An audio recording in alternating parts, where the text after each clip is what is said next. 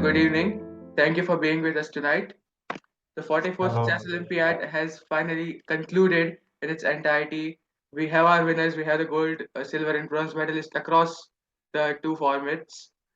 So I'd like to begin by congratulating you on, guiding the Brazilian team through the entire Olympiad. Congratulations, sir.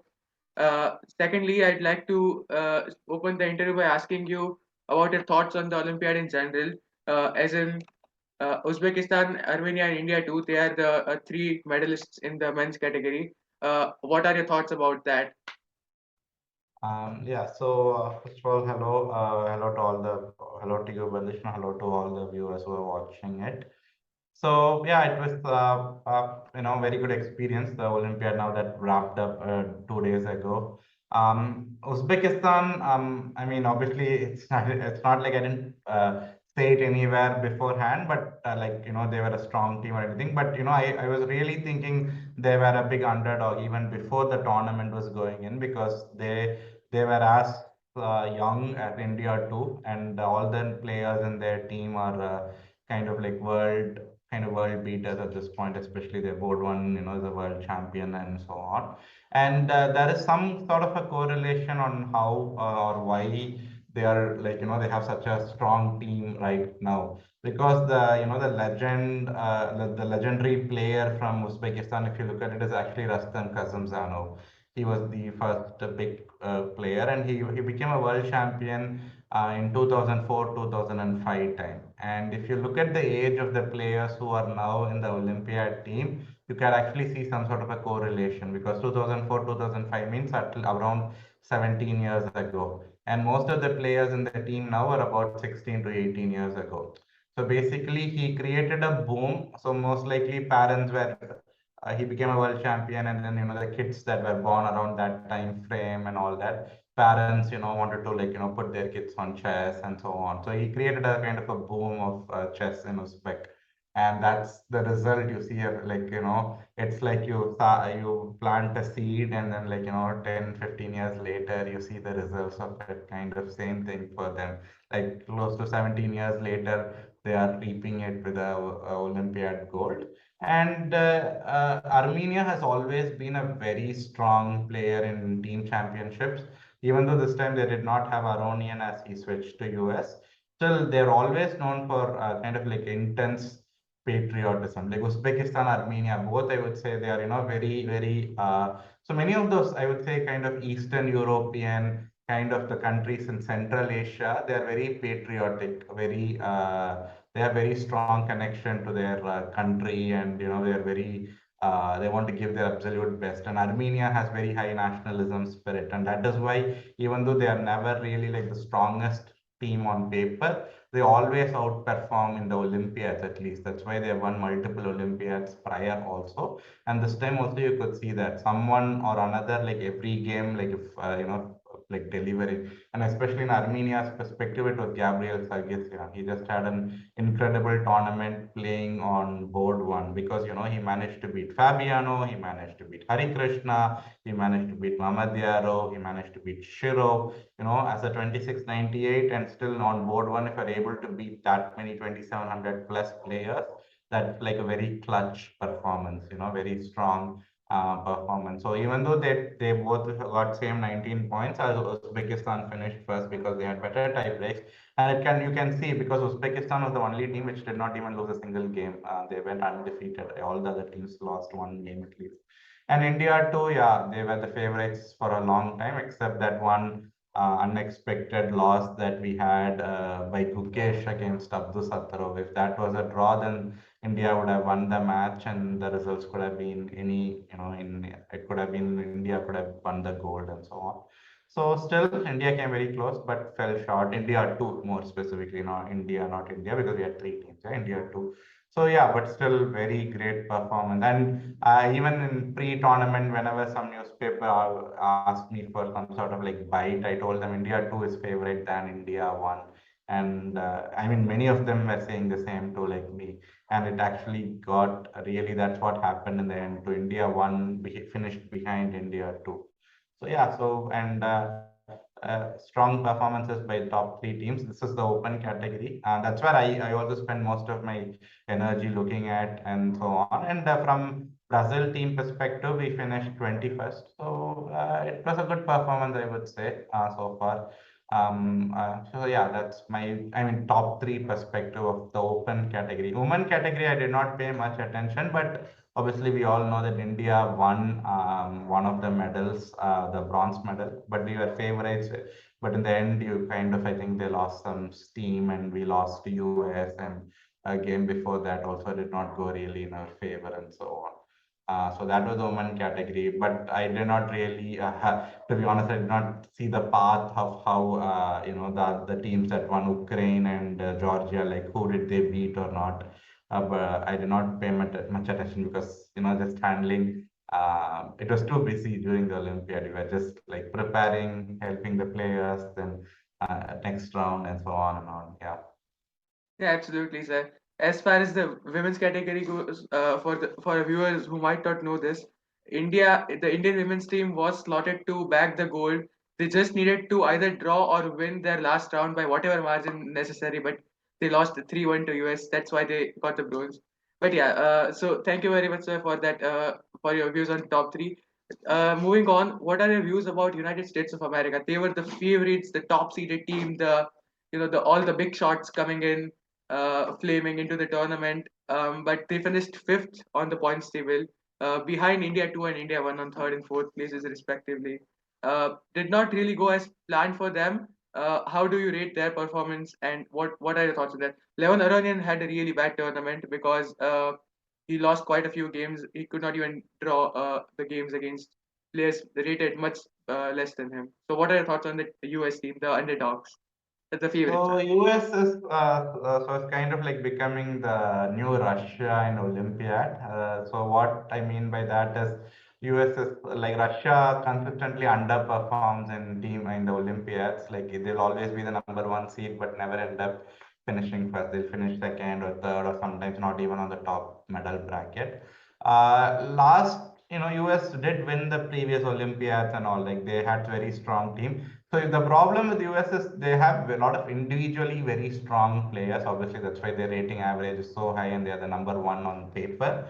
But it's a very individual team. They don't kind of play collectively as a group, and that's kind of the problem. I know, and it also I think goes a bit, as I said earlier, with that that strong sense of like nationalism or patriotism that this Uzbekistan, some of these teams. US is generally known for the individualism, freedom and like individual rights and so on.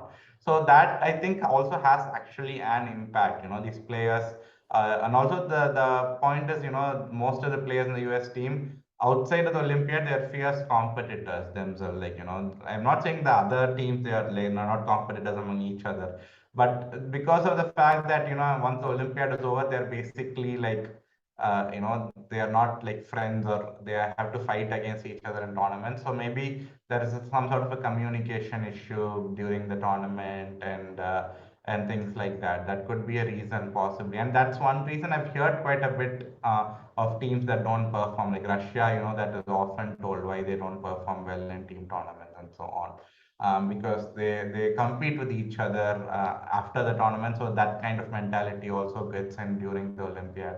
And as you can see from US performance, everyone in the team lost rating. Yeah, like there was not even a single person who gained even 1 point. So overall, bunch of them were in very bad form also. Like Aronian, as you can see, Aronian was in bad form right from day one. For example, the video you made on round one where he drew barely against an IM from Angola. So he was having a bad form, and Caruana also kind of like in important games with Gukesh or Sargisian like lost. So, and in the last round, Dominguez, who was actually playing very solid, ended up losing to Arjun Erikesi in India too in the last round. If not, that would have been a game where it would have been favorable. It would have ended in favor of them. Yeah. And in case if US had won that, I don't know if they would have finished third, depends on tie-break points, but they might have finished a bit higher. They So wouldn't have finished US, third, sir. India 2 would have beaten them in the tiebreak, but they would have been placed above India 1 at least, so on the fourth yeah, position. Yes. yeah, they would have finished fourth, possibly. Yeah. Yeah. So yeah, so that's the thing. So there were a lot of Definitely not like a great result for them. In the prior Olympiads, like when they won gold earlier and all, there was some extraordinarily one performance at least which carried their team. But this time, none of their players could do it. I remember in one of the Olympiads, my friend and grandmaster Sam Shankland won a gold medal. I think playing reserve, if I'm not mistaken. I believe he won the gold medal. I'm not entirely sure. I have to kind of quickly check. So this was the Olympiad in, I think this was the Olympiad where in 2000 and well, I believe, or which Olympiad, I'm not entirely sure. I think the 42nd Olympiad or something. This was the one in Baku, yeah, in 2016. So All right. where he won a gold medal, and he had so there was one strong, very strong performance, kind of like that. So that helped the team to that performance carried the team. So it's a bit like you can say the Gukesh performance of the India B team. One very strong performance that carries the team, and but here everyone was out of form, so it did not work out for them. Yeah. All right. Next, sir, my question is actually related to Gukesh, only Grandmaster Gukesh. 16 years old. I mean, not that age really matters, but he had a perfect run till 8 rounds. And in the ninth round, he drew with Mehmet Yara. It took someone of that caliber to even draw a game out of Gukesh. And then finally, when he did lose a game, it was against Nadirbek of Uzbekistan. So, what are your thoughts on his performance? Can you just briefly, voice your views on his amazing performance in this Olympiad?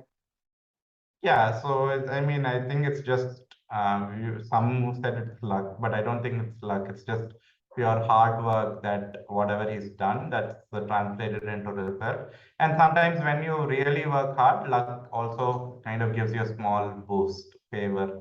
I think that's what happened in this case. It's the hard work combined with a small bit of luck, so that the luck in the sense his opponents were not playing optimally in many of his games, and that helped him play fantastic. And I mean, he's very well deserved 2700. I mean, he's broken through. I mean, him and there were 3 4 Indians who, like in that team. Let's say Nihal Sarin, Pragnananda, or Arjun Erigesi. They were all in the 26, 60, 70 range, but he's broken through from that pack at least for now. He's like slightly above the rest, 27 20 kind of. Yeah, that one loss was tough loss against Abdusatro, but I think he was more like I'm pretty sure he could have taken a draw anytime he wanted. Maybe he thought his team was a bit under a risk or something, and I think that's why he took the risk of playing that position. Because I remember at one point when I was looking at the live game, I thought this was just a like easy draw. Whenever he wanted, he could force a draw, but he kept playing and then he lost. So that was unfortunate, but still, I mean, still his performance was good enough to get him a gold medal, and definitely now that I think he's still is he number two officially or number three on the live ranking? I'm not sure. If he's number two, Number it's two, kind sir. of like, Yes. yeah, it's number two, right? He overtook Hari Krishna. Yeah. So Yeah. yeah, so it's kind of like what to say, fitting kind of tribute that Anand gave the medal to him. So it's kind of like, I mean, even though Anand is not retired, it's kind of, you can say, symbolically passing the baton from one to two, kind of, you can say. Yeah. Right, sir. Right. What are your thoughts on the overall tournament?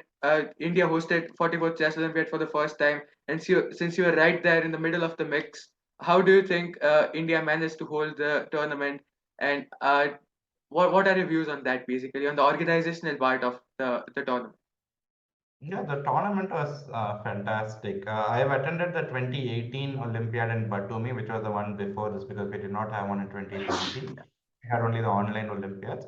So this Olympiad, the 2022 one in India, definitely in such a short span, what they did was truly amazing. And whenever you go around Chennai, like whenever I was like just going around in Chennai, there was in Mahabalipuram, or even I heard even in Marina Beach, they had some sort of like LED video things where they showed the live commentary. And I did not see it personally, but someone was telling me.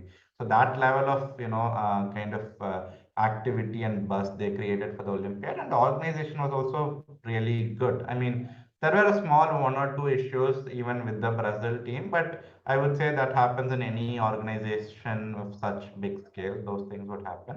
From a perspective, like the playing conditions were amazing. The playing space was good. There was enough like refreshments and things. The only thing was some of the hotels were slightly far away from the venue, so the travel was a bit of problematic, or some players were a bit inconvenienced because of that.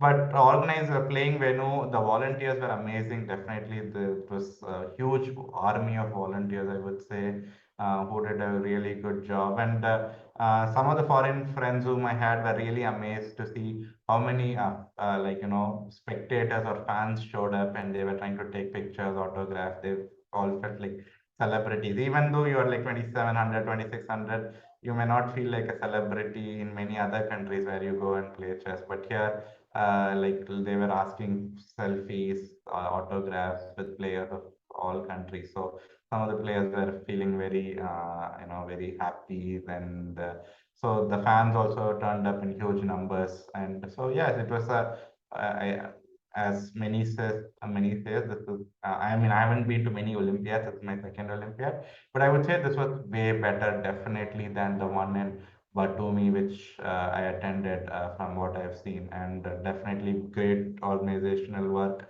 from starting from the central government, Tamil Nadu government, AICF, FIDE, volunteers, and definitely the security was also very good. The police was always there, like helping out players or keeping it safe. So all the I know there were a lot more people involved. Everyone who did, I think they did their absolute best, I would say, in making this a big success. Alright, so lastly, any random thoughts that you would like to convey to our audience about the Olympiad? Any random thoughts that you might have, in mind to say to convey it? You can go ahead, sir. Yeah, so the thing before pre-tournament, the aim of Brazil team was actually to finish with the 16 match points. That was our goal. We fell short by 50, we scored 15. And the thing is, we analyzed the last 10 or like from 2010, and Brazil had always scored only up to 15 match points. That was their highest score ever. That was one or two Olympiads they had scored. And so with 16 was two. We wanted to break the record and go 16 this time. We fell short of it. But the good thing of this time, even though we got 15, is we actually did upset, two strong teams in the process. We beat England and drew Ukraine, and came very close to, could have even actually drawn or beaten India in that match. We were actually slightly having a better position at one point. The point was, Brazil team had not beaten a higher rated team in the last, like I think, five Olympiads. So we broke that jinx here. We beat one team, we drew one. They're not beaten or even drawn. So they always like beat the lower rated teams and lost to the higher rated. So this was Olympiad where that was broken. And if we had gone 16, I was kind of sure we would have finished top 10. And in the end, if you looked at ranking, also 16 points, all the teams with 16 ended in top 10. So we that one half a point, for example, that we could have got by beating Ukraine. It was actually we were about to beat Ukraine, but except in that game between Kirill Shevchenko and Mkhitaryan, the game ended in a draw, in a clear winning position. Mkhitaryan missed some lines and ended the draw. If that game we had won, I mean, obviously pairings would have been different, the remaining round and all, but that could have given us a chance to finish with 16 and good chances.